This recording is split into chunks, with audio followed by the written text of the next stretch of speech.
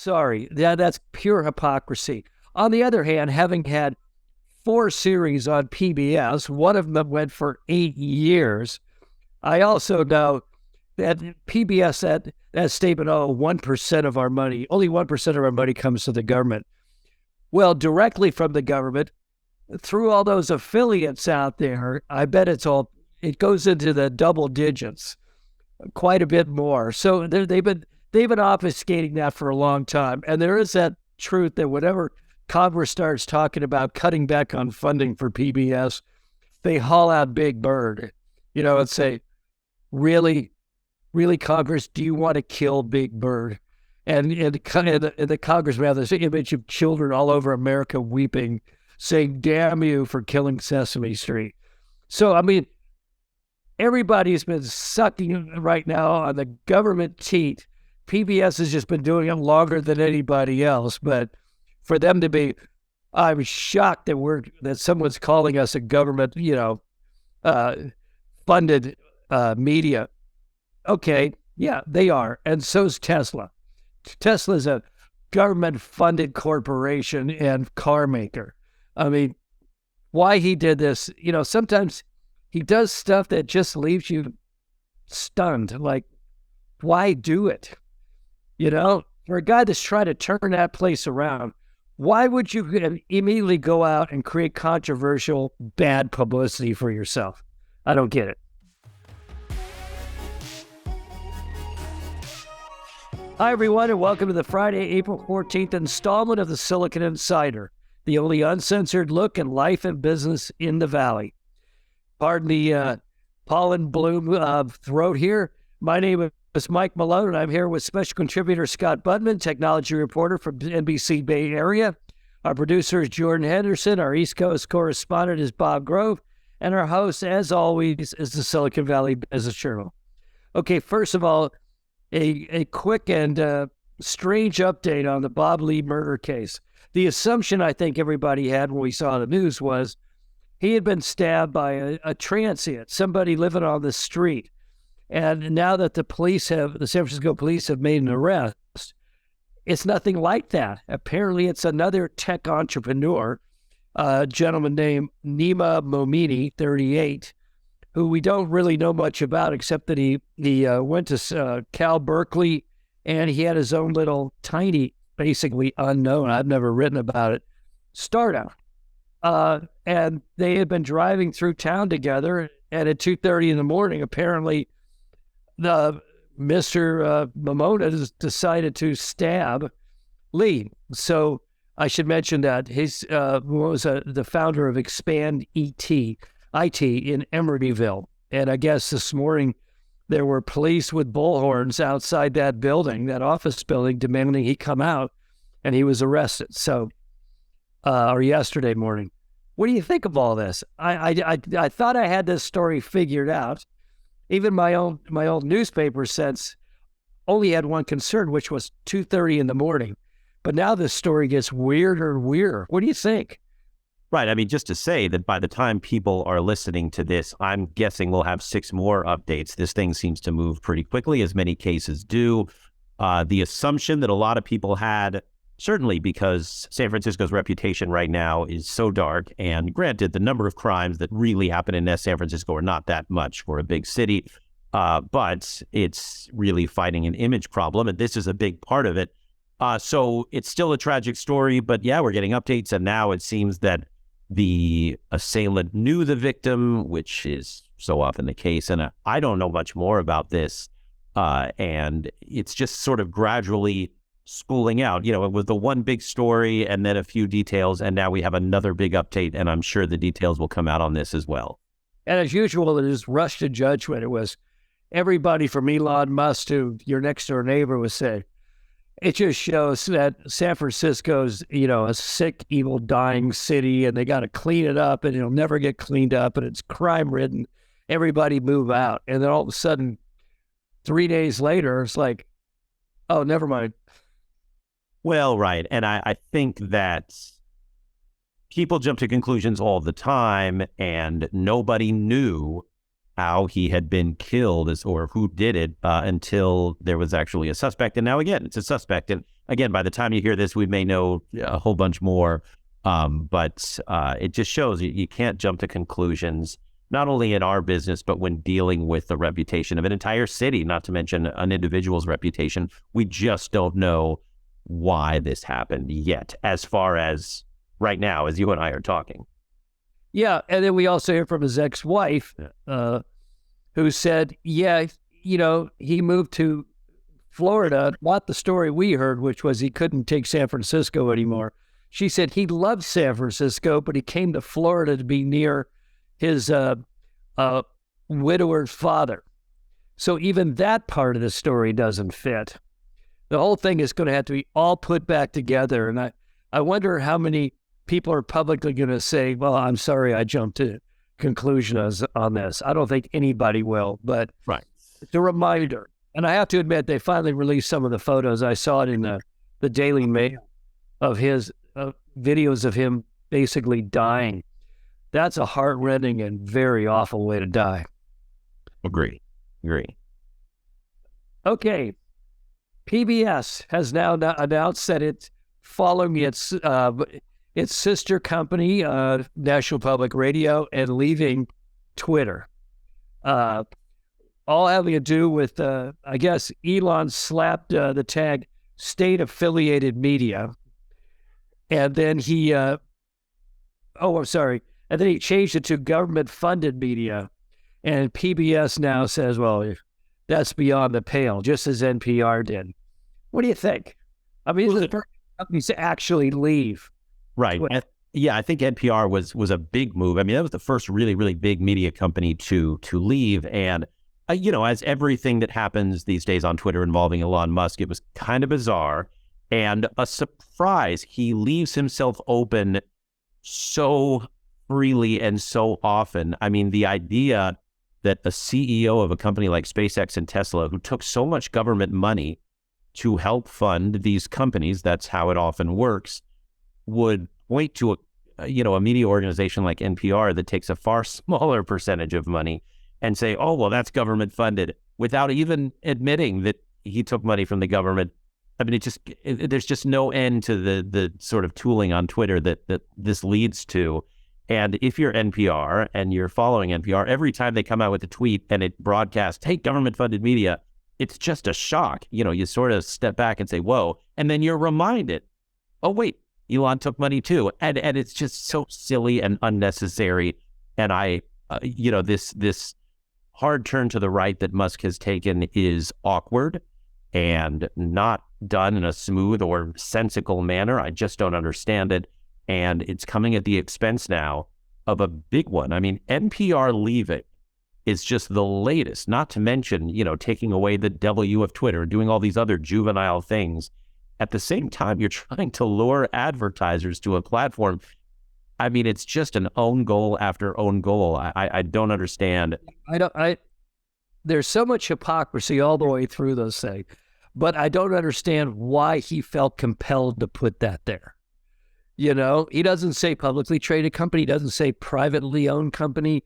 He doesn't say any of those things backed by the Chinese government, for some think tank. He doesn't put any of that in there, but he gratuitously put this one in. Right. He's clearly made several statements lately that, the liberal media is bad. And again, he's courting conservatives. And NPR, which is actually well known for being pretty fair, he's looking at that as a liberal organization. Perhaps like many of us, they've done stories critical of him because that's not hard to find these days.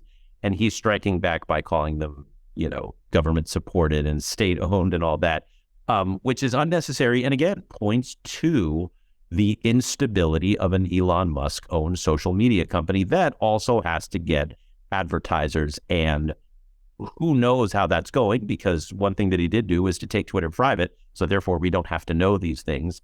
But you just imagine that this is one big circle of fun for him, but also frustration for a lot of people who look to Twitter as a source of fair and accurate information, because now there's just so much inaccuracy flying around the site. Yeah, well, the hypocrisy, first of all, I've seen a lot of Twitter. I've seen a lot of Teslas around my neighborhood. I've seen your Tesla. I don't see anywhere on there where it says a government-funded corporation.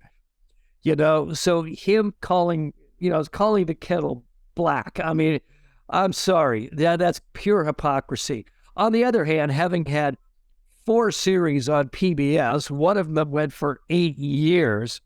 I also know that PBS, that statement, 1% of our money, only 1% of our money comes to the government. Well, directly from the government, through all those affiliates out there, I bet it goes into the double digits, quite a bit more. So they've been obfuscating that for a long time. And there is that truth that whenever Congress starts talking about cutting back on funding for PBS, they haul out Big Bird, and say, really, Congress, do you want to kill Big Bird? And the Congress, rather, there's an image of children all over America weeping, saying, damn you for killing Sesame Street. So, I mean, everybody's been sucking right now on the government teat. PBS has just been doing it longer than anybody else, but for them to be, I'm shocked that someone's calling us a government, funded media.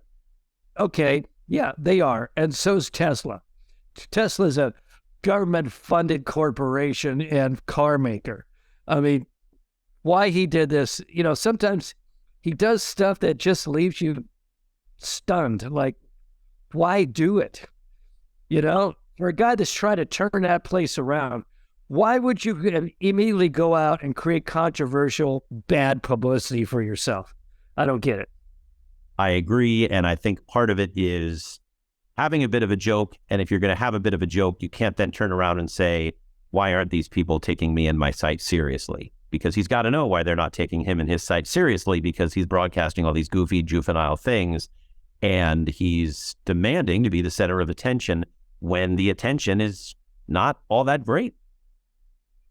And he has fiduciary responsibilities. It's not just him out on a soapbox yelling. There's an entire organization behind him, investors and everybody else.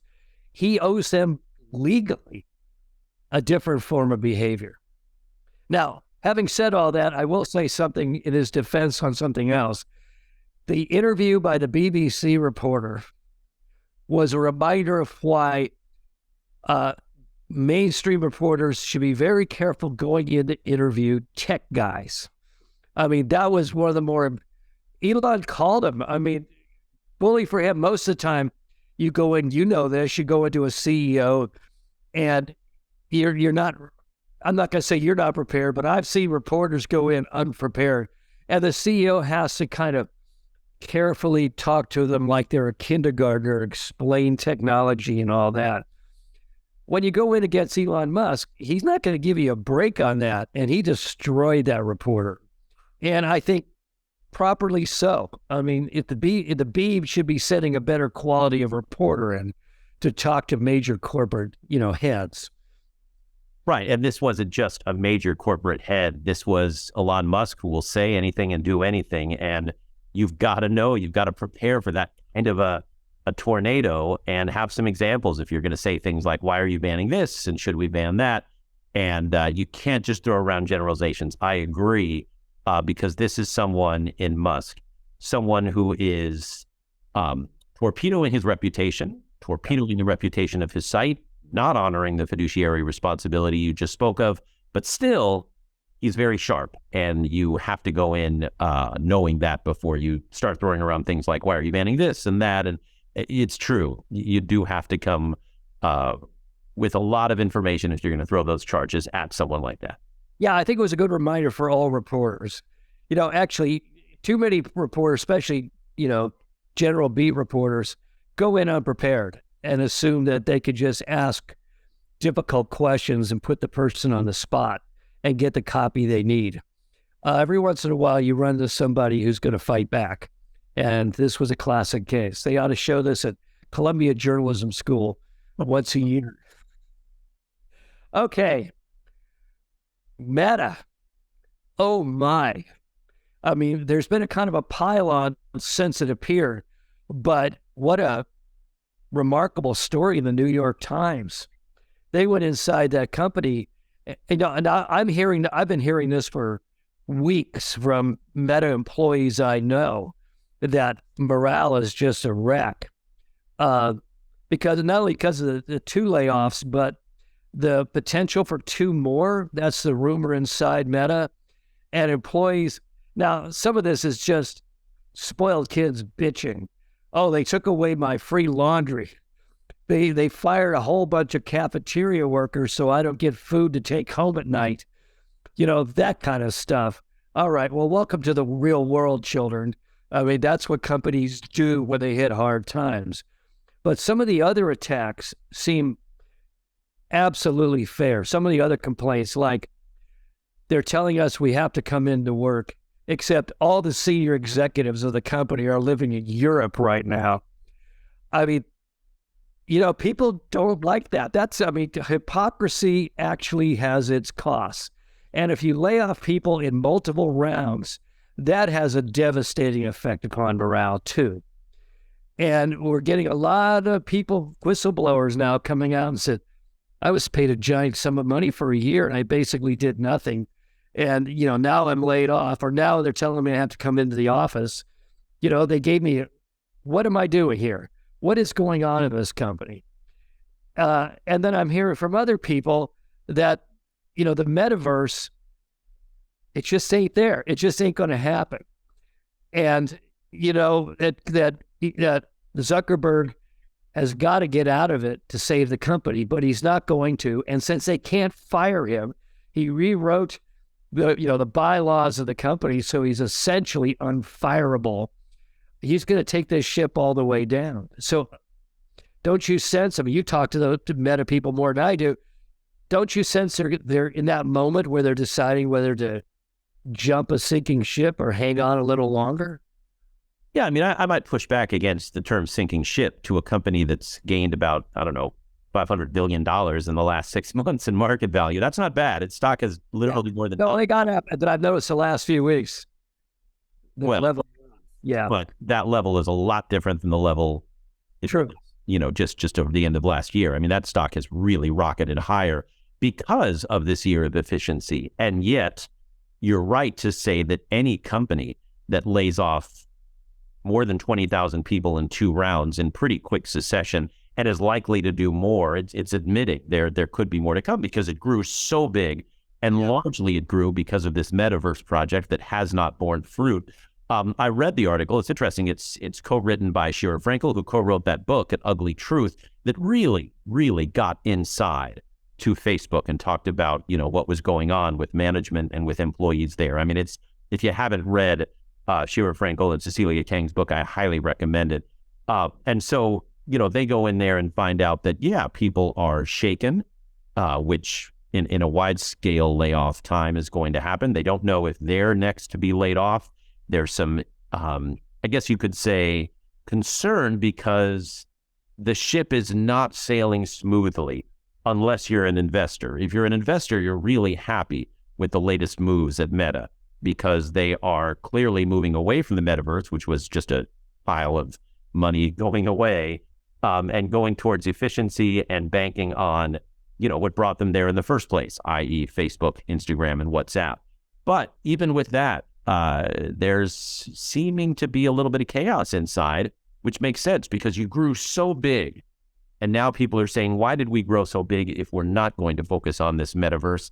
And by the way, that may be a good thing. It may preserve some of our jobs. But on the other hand, you have this year of efficiency, which points to even more layoffs, perhaps. And so everybody's nervous, except, again, if you're looking at your stock options, which have been growing regularly in the last 6 months.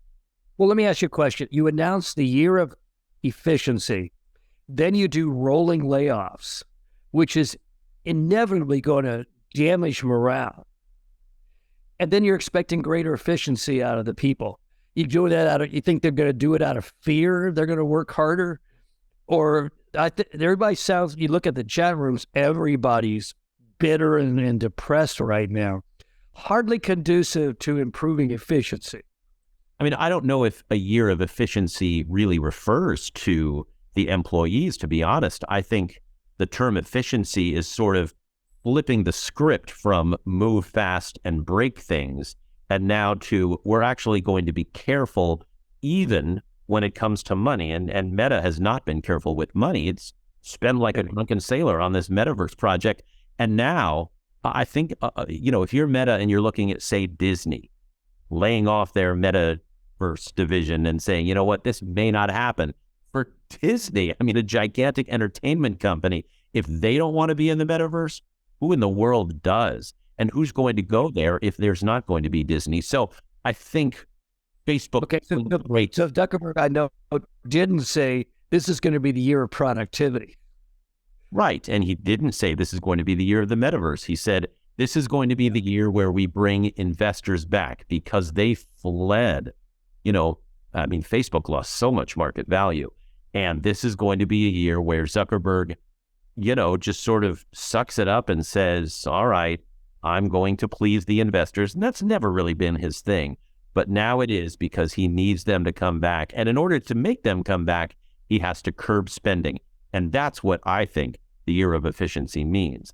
Next, yes, you have a big, big challenge to rally the troops. But I don't think efficiency meant employees. I think efficiency meant cuts across the board. So do you think that an article like this in the Gray Lady, America's newspaper of record, is going to have a damaging effect long term? No. Are people just going, yeah, well, it's Facebook, they're messed up, they're trying to get their is this going to rebound positive? And you're like, well, they're trying to get their act together, and boo-hoo about the employees losing their laundry service. Right. I don't think this affects long term, because there's so many things that will happen in the long term to affect Meta. In the short term, yeah, employees are going to look at it and say, woof, they know what's going on inside, and this is a tough place. Other companies, they circle when they read an article like this in an outlet like the New York Times, and they say, aha, we're going to get a lot of those Meta folks who are talented people, and we're going to snag them for our startup or our growing company. On the other hand, investors read this and they say, Meta's chopping heads and chopping expenses, and that's exactly what we like to see. So the short term, yeah, mixed bag. It doesn't look good for the employees, but it looks good for investors. Long term, though, there's still much more to go. For goodness sakes, we have an election coming up. And how is Facebook, how is Instagram going to handle all the concerns that they have about misinformation in 2024? That's what I'm looking forward to seeing. Is this a great moment for any company doing well to cherry pick the very best talent of Silicon Valley? Yeah, it really is. And I think that's happening right now. I mean, where is the money flowing right now from VCs? It's flowing into these AI companies. And AI companies that are growing need engineers, they need computer product guys, they need everybody. And I think they are cherry picking from a lot of these companies. And if you're someone at Meta right now that is A, unhappy, and B, just seeing your stock option value double, maybe you cash in and say, I'm going to go somewhere with a little less bureaucracy. And that's one of these still slim for now AI companies. So when the recruiter calls from another company, do you put on your demands free laundry? Probably not if it's a startup. That takes some time. And I'd see startups where the CEO is unplugging the toilet. I mean, right. Yeah. I mean, startups are startups. That's a different kind of thing. And again, a lot of people look at big companies as just big and bureaucratic, and they miss the startup. And maybe if they made some money at the big company, they go to the startup. I totally understand that. So right now at some, and I've been inside a couple of these AI startups. They're not offering a whole lot of perks just yet. They're trying to grow and scale and figure out what they can do within reason right now with this technology that we're seeing.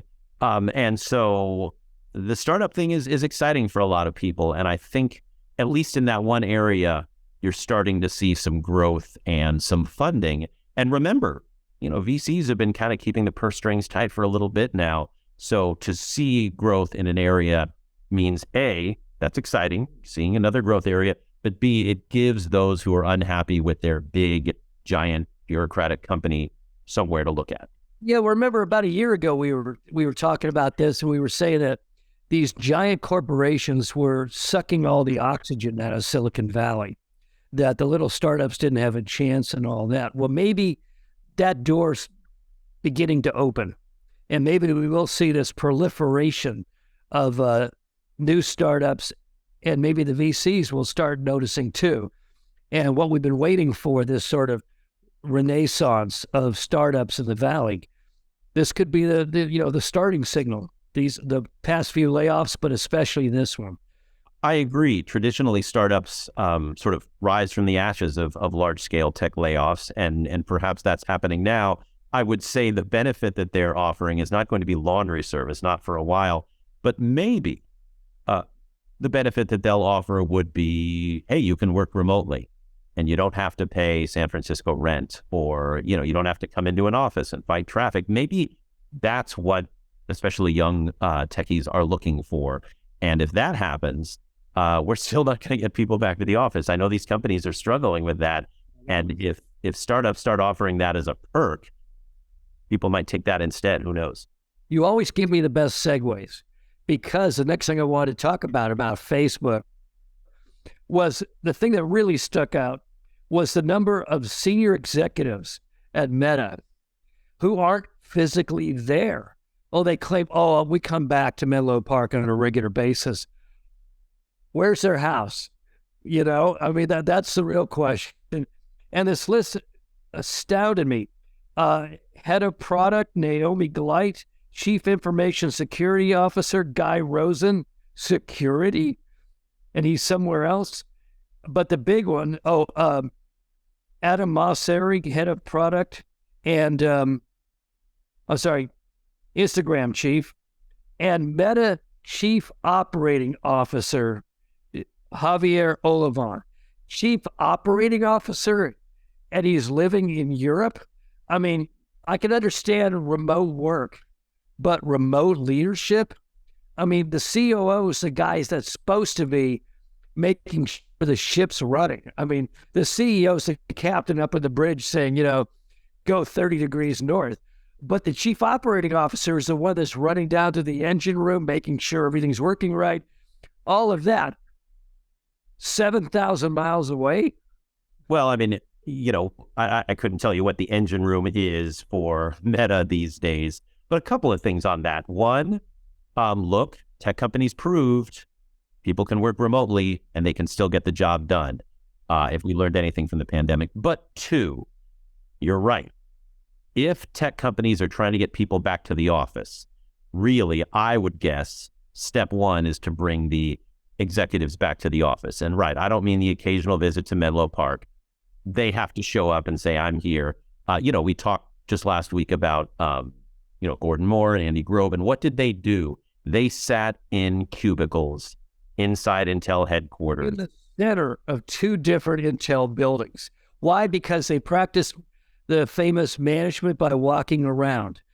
How can you capture the temperature of your employees if you're not physically near them, talking to them, walking around, seeing the environment, sensing the environment of the room you're in? Can you do that from France? I mean, probably not. But even more than that, it's the example that you set. The hypocrisy. It's like the general saying, "You men get up there in the trenches and fight. I'll be back here at the chateau at headquarters." No, and I found it interesting. I think it was some publication. They showed a picture of Patton and Rommel in a small plane visiting the troops on the front. If you're COO, you're supposed to be in the trenches. You're supposed to be leading the charge, not tasting fine varietals on another continent, and telling your employees, damn it, get back into your cubicle. The cubicle farm's waiting for you. Get back in there or you're going to be fired. Please don't call after 3 p.m. because it's 1 a.m. my time where I am. Right. How does that work? Right. And that's why, you see startup cultures, you usually see people in the office. And I think at these big companies, I do understand why they want people to come back to the office. I get it. But really, management has to lead by example, I think. Yeah, year of efficiency. Obviously, once again, not the year of productivity or high morale, because the employee is going to, they're grumbling about that hypocrisy. You know it. And I think the Times captured something there that is telling about a lot of what's going on in Silicon Valley in terms of absentee management. Time to come home, boys and girls. Run the shop. Management first. You got to set that example.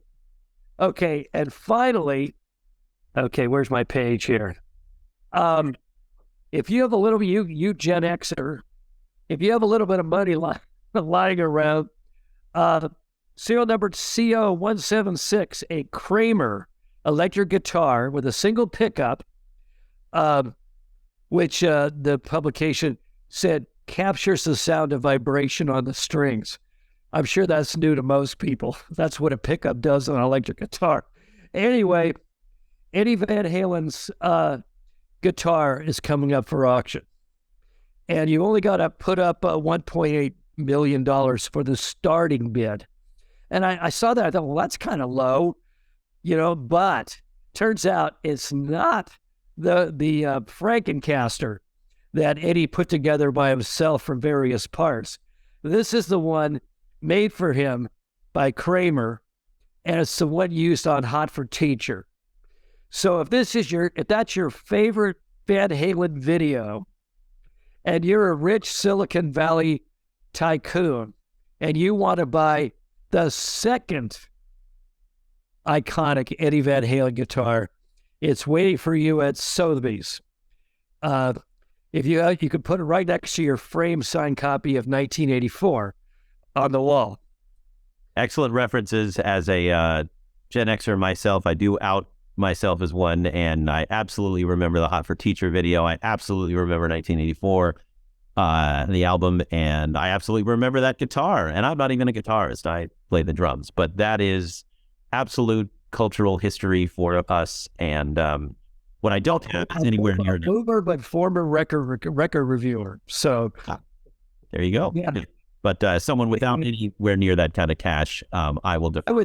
I would think that the Franken Strat is going to go into the Smithsonian. I would like to see it there. It deserves a spot. Absolutely. Yeah. Okay, that's it for now, folks. You can find us on the Silicon Valley Business Journal homepage, as well as on Spotify, Anchor, Google Podcasts, Apple Podcasts, LinkedIn, and YouTube. Have a great weekend. We'll see you next week. Bye-bye.